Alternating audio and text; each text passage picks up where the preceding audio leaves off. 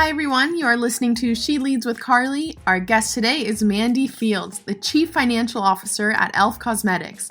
As you will hear in Mandy's intro, she has led finance at many well-known brands including Bevmo, Albertsons, and Safeway. In our chat, we talk about how she navigated her career, which involves a scary but effective cold email, the top 3 skills that are important for every CFO, and grabbing opportunities as they come, as you will see that Mandy does very, very well. I've loved this chat with Mandy. She's such an inspiration, and I hope you enjoy as well. Hello, Mandy. Thank you so much for joining She Leads today. I am so excited to have you on the show, so thank you so much for coming. Well, thank you, Carly, for having me. This is a real pleasure. Of course. So, Mandy, you are currently the CFO at e.l.f. Beauty. But prior to e.l.f., you were the CFO at Bevmo, the #1 specialty beverage retailer on the West Coast. And prior to that, you were the VP of Finance and Analytics for Albertsons, which, again, one of the largest food and drug retailers in the U.S. And you also held senior leadership positions in finance at Safeway, Gap, and more. So, Mandy, it's incredible to have you. And I can't forget, you were recently recognized in Profiles in Diversity Journal's 2020 Woman Worth Watching Award, which is really honoring outstanding female execs who are leading excellence in the workplace and empowering the next generation of women leaders. So, Mandy, you can imagine that you are the epitome of She Leads, so I'm just really so happy to have you. Well, you do such a good job in summarizing all of that, so Great. Thank you. Of course. So, okay, what I love to do, I love to start off, take me back to when you were at Indiana University. You know, you're actually one of the few who are still pursuing a career that aligns with their major. So you got a bachelor's in finance. So I'm wondering, where did this passion for finance stem from?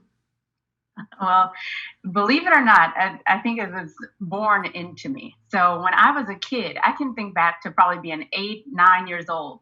I used to sit down with my mom when she would do her budgeting for the month. And I would sit down, I'd write down, okay, this is what you need to spend here. This is what we're going to save. I write it all down for her. It's something that I've just always had a passion for. That's amazing. I think that's not very common amongst many people. So that passion obviously carried to Indiana University. At this time, did you continue to see it post-college, or how were you really navigating your career? You know, I'm going to major in finance, and where did you see your future? Well, I really had to make a decision when I was in school between finance and accounting. I think those are kind of the 2 main tracks if you're going to be in business. And so I always did really well in accounting, but I found that it was not as dynamic as finance. Finance, there were all kind of cool things that you could get into. So I decided to go the finance route. And so those were really like the offer options that I had when I graduated. Go into Big 4 accounting or go into finance of some sort. And so I ended up going into finance with what was then a regional bank called Bank One. Okay. And Bank One, Jamie Dimon was the CEO of Bank One. He's now CEO of Chase. So Chase acquired Bank One maybe 6 weeks into my first job. And so I was in Chicago, and the opportunity arose because of the acquisition to move to New York. And so that's where I moved to New York, and I joined the Equity Capital Markets Group and did investment banking out of New York. Wow, amazing. So At this moment, did you have, mentors kind of guiding you along the way, or was it almost just like you being like, okay, this is the next path for me, investment banking, and I'll kind of just play it by ear and see what opportunities arise? Or did you have this like methodical approach? No, there was nothing methodical. Nothing methodical about it. Actually, when I moved to New York, I had never even visited New York before. Wow. So I just showed up with my bags and had a meeting set up already with an apartment hunter to help me find an apartment. I just jumped right in. So I had no kind of path already, kind of mapped out for me on how to be successful in banking. I just used what I had within me. So I knew that I was a hard worker. I knew that I liked to figure things out. And I just took it from there. Amazing. And so walk me through post banking then. What questions were you asking yourself to realize, okay, it's now like time for me to move on. I'm not going to stay in banking. So there was a couple things. There were, I would say, personal things that were going on. So I had met my now husband. We've been married almost 15 years. Yeah, 15 years. I met him while I was in New York. And he actually lived in Albuquerque, New Mexico. So I lived in New York. He lived in New Mexico. It worked for us because he would be the only person that was still awake when I would get off of work because he was 3 hours behind me. So that worked out for us. Meeting him, though, made me realize I did not want to spend my days working 24 hours a day. Yeah. Also, professionally, I was covering the oil and gas industry. Not for me. Not super, interesting. I wanted to get into consumer because I felt that if you can align yourself with an industry that you have a personal passion about, like everything is much easier to get through. And so I decided to reach out to the CFO of the Gap at the time. So that's why I like you, Carly, because you got this whole thing going on through LinkedIn and She Leads. I was an early adopter of that methodology way back in the day. Before LinkedIn, and I reached out to the CFO of the Gap at the time, a guy named Byron Pollitt. I sent him my resume and I said, hey, I'm moving to the Bay Area. I would love to work for your company. I love Banana Republic, all of these things. And sure enough, like 3 weeks later, I had a job at the Gap. Oh my goodness. That's amazing. So first, what made you reach out to Gap? Like there's so many consumer companies out there. Like where did you always have this passion for Gap, or what made you reach out? Well, Gap is pretty much one of the largest consumer retail companies in the Bay Area, and that's where we were relocating to. And so I said, I'm just going to go for it. I had fond memories. So in my very small amount of free time when I lived in New York, I would always go shopping, and I'd always stop at Banana Republic. And I was like, this is just such a cool company. I would love to work here one day. Wow. You do that. Yeah. And I mean, I think it goes along with what you're saying, even like the passion aspect. Like, as a consumer that you're passionate about it. And so you wanted to really like see what happens behind the scenes and what makes what keeps it ticking. So I love that. And then from there, you go to Gap. Was it up to your expectations, or like how were you in this state, like mentally and also just like professionally being like, okay, this is a great point in my career? Oh my gosh. Gap was so much fun. I mean, so many great people, folks that I still keep in touch with. In fact, after Byron transitioned out of the Gap, a woman by the name of Sabrina Simmons came in as CFO. And I ended up forging a relationship with Sabrina, again, just emailing her. Hey, hi, Sabrina. I would love to hear more about, being a CFO and investor relations and all of the things that kind of roll up under you. And she was nice enough to open her door to me. Anytime I wanted to talk, she was there. And now Sabrina is actually my audit committee chair at e.l.f. So we have come like full circle. So I had developed some great relationships at Gap. It's one of the best places. Incredible. That I work. And we're going to get into this a little bit later, but were there a lot of females in, these CFO positions for you to look up to, or was like Sabrina kind of that one and you were like, you know what, I got to take advantage of this? I would say that Sabrina definitely was one of the first ones that opened her door to me. I would say also at Chase or at JP Morgan, there were a lot of women in leadership positions, believe it or not. I think that's something that Jamie has always kind of wanted to make sure that there was diversity and representation in his company. So definitely saw women doing great things at JP Morgan as well. I would say that when I made the transition over to grocery, that's where I started to feel like, oh, it's a little bit more male dominated, a little bit more old school in the approach. And so that's where I really had to kind of sharpen my navigation skills. Yeah. Okay. So great segue. Tell me now, what made you leave Gap and go the grocery to Safeway, Albertsons, and things like that? Yep. So it's always going to be two-sided, personal and professional. Yeah. So personally, I knew that I wanted to have kids. And so I was commuting, a total of 3 hours a day, and it's just not sustainable. I was living in the East Bay, commuting into the city. And so when the opportunity came along with Safeway, it was super interesting because they were bringing in-house all of their private label brands. So, 20-something brands they were bringing in and going to build out a full kind of CPG model within the company. And so I was one of the first people to join the team. So it was a super exciting opportunity, and it was 10 minutes away from my house. I see. So it was almost that aspect of it really allowed you to be like, you know what, I'm growing. In order to grow personally, I need to make this change professionally in a way. That's right. I see. That's right. Amazing. And then from there, Safeway to Albertsons, like almost. I think the core thing is like, what made you realize, okay, now it's time to move on? Was it generally like a personal, what comes first, or what made you realize, it's time for a change, whether it's a different position or I don't know. Yeah. Well, so I would say that I'm always learning and super curious about things. So I'm always like wanting to know more about things, wanting to learn new things. It's like a never ending. Always want to make sure that I'm keeping up on what's going on. And so I would say that in all of my career transitions, even within Gap, so I went from, I think I started as the staff analyst and I left there as a manager. It was just always for an opportunity for me to learn something new about the company. And so I never really shied away from, oh, hey, Mandy, would you like to do a licensing, sunglass licensing for Banana Republic? Sure, why not? Let's learn about licensing and royalties and all of those things. You just put them as tools in your toolkit and you never know when you're going to use them again. And I would say the same thing within Safeway. I joined the Own Brands group with Safeway. Safeway was then acquired by Albertsons. So that just kind of forced a change. And I got to work on the merger, which was really cool.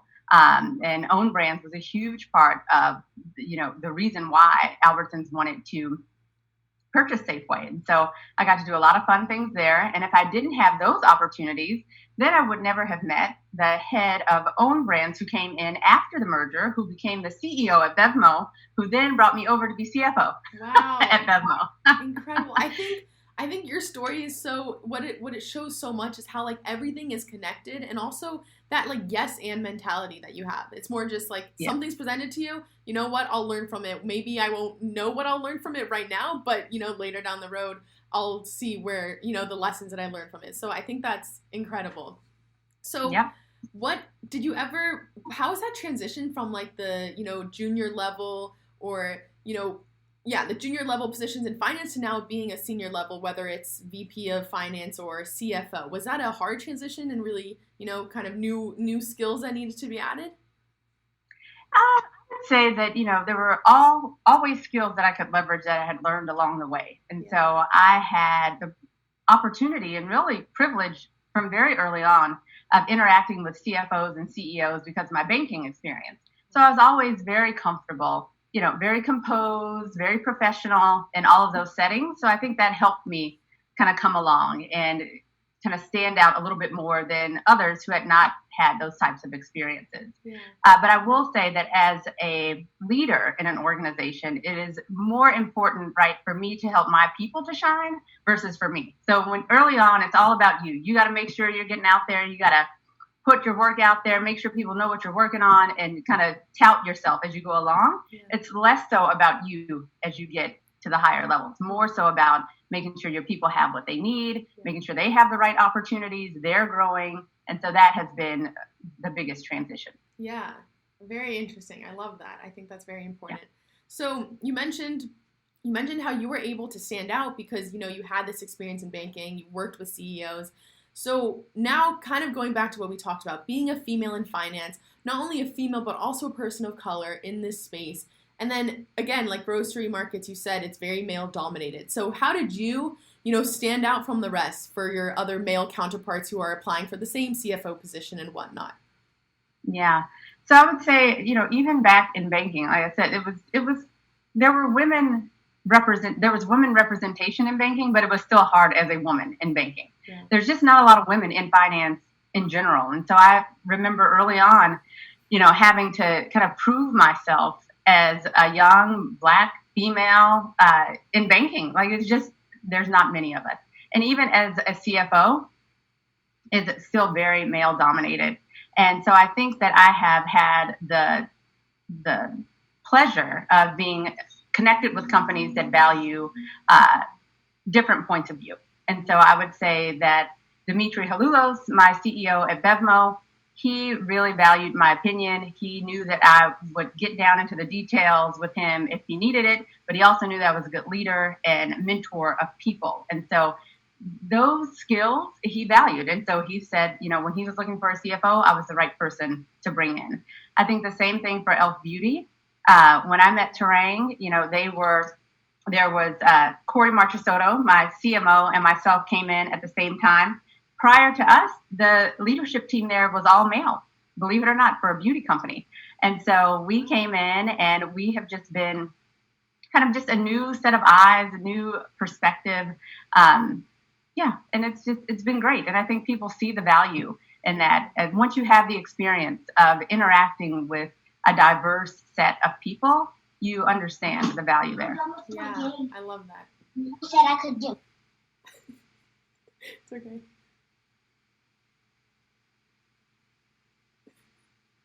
I'll get your walk. Sorry. No, it's fine. This It's is so cute. real life. I love it. How old are your kids? My kids are 7 and 8. Oh, so cute. Boys or girls? Or 2 boys. oh, it must be a handful. Oh my God. Totally. All right, so where you just okay, yeah. So from that, I'm wondering also. Okay, wait, I lost my train of thought with your kids. No worries.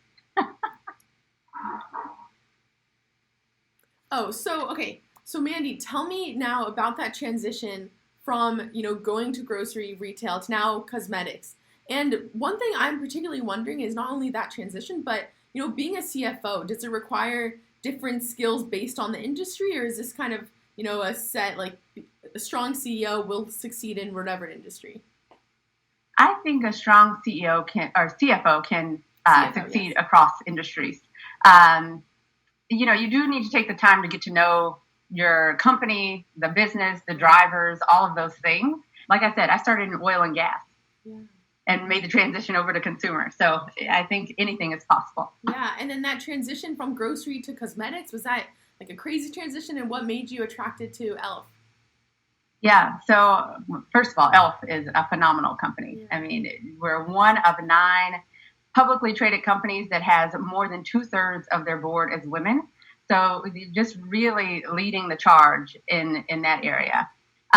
But the transition from grocery over to beauty was really not that big of a transition. If you recall, in grocery, I was over the own brands portfolio. So that was really like a CPG within Safeway that had so many brands, and we had to go and sell into the grocers just like every other P&G and all of those other guys have to sell in. So it's the same kind of CPG concept, just now I'm only focused on one brand instead of 20 and 400 categories. Now I'm in 2 categories, color and skincare.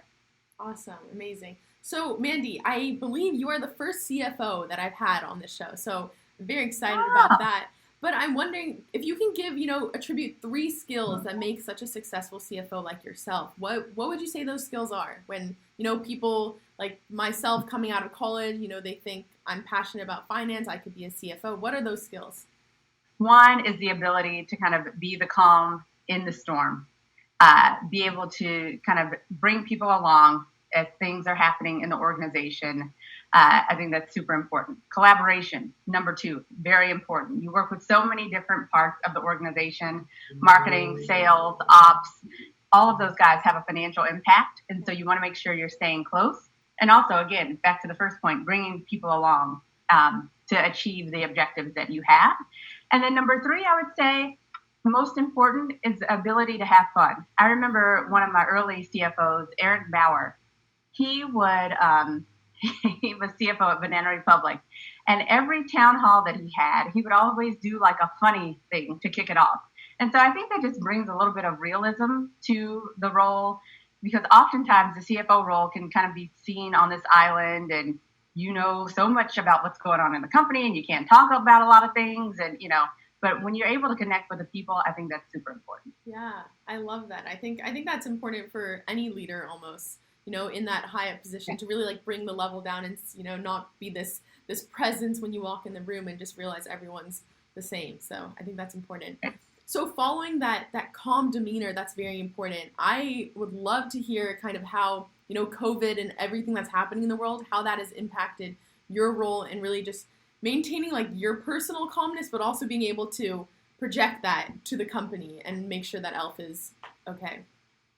Yeah, so I think that in times like this, like COVID, the CFO's role is particularly elevated. Yeah. And so when COVID first happened, I mean, I remember it. I will always remember it. I was the last person in the office on March 16th. That's when we decided to shut down the offices. We had a board meeting on March 17th. And we ended up having to do a Zoom board meeting on March 17th. And so prior to that night before, I said, okay, I want to make sure that we have everything kind of lined up. If we're going to go into this uncertain time, first thing you want to do is make sure that you have liquidity, cash, that your credit amendments are all good. And so I immediately started down that path, because if you run into any issues there, forget about any other plans. And so I started just going through my checklist. Let's make sure we're hunker down. We're going to take care of this. I met with the organization. We talked about cost savings that we were going to go after. Really rallied everyone around the fact that, e.l.f.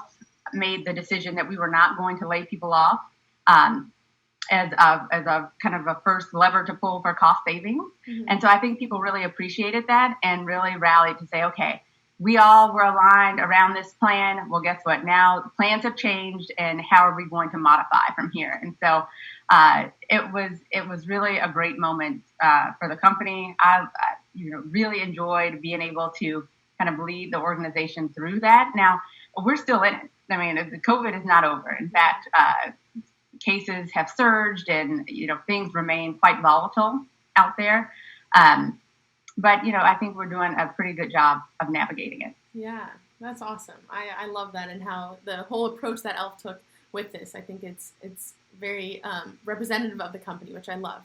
So I'm going to ask you one more question before we get to the fun questions, which is, as I said, it's not common that when you're very little, sitting down with your mom and going through the numbers and all of that and being so passionate about that finance. So I'm wondering, really, what do you think needs to be put in place for young females who may not know that they have this passion, but it could be there, because it's not taught in the education system, really. It's not taught in high school, middle school, whatnot. So what advice do you have to really kind of give that confidence to females?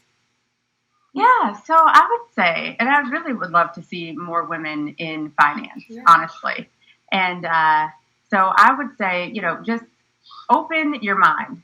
I know a lot of people love to go into marketing, and that's a fun place to be in business. But finance, you really do get to see a wide range of everything across the business. And so it's a really fun place to be. So I would encourage anyone who's interested, to kind of find women or others. It doesn't even have to be women. I have a lot of male mentors in my kind of universe. So I think just finding somebody who you can talk to about it, your interest, would be really the best thing to do. Last two questions. One, what is a passion or hobby that you have that's really unrelated to your work? I love to sing. I'm not saying that I'm the best singer, but I do love to sing. And I love to watch The Voice, American Idol, all of those things. It's just, if I was not a CFO, I would be on Broadway. Wow. Okay, I love it. Favorite Broadway musical? Oh, Hamilton. Oh, that's amazing. Amazing. Me too. I love Hamilton. Okay, great.